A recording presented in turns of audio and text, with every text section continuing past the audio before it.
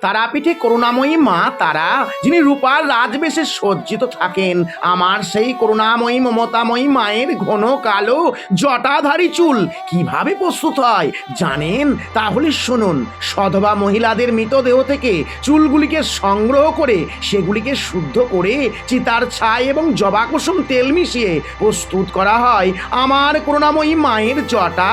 আর মায়ের তিনজন সখী আছেন, যথা ডাকিনী, যোগিনী এবং হাকিনী। তারা সর্বদাই মায়ের সাথেই থাকেন। কথিত আছে এই তিনজন কখনোই চান না যে আপনি মায়ের মূর্তিকে স্পর্শ করুন। তাই আপনি যদি কখনো ভিআইপি পাস অথবা অন্য কোনোভাবে মাকে স্পর্শ করার চেষ্টা করেন, তাহলে এই তিনজন অর্থাৎ হাকিনী, যোগিনী এবং ডাকিনী যদি ক্রোধিত হন, তাহলে আপনার বিপদ আসন্ন।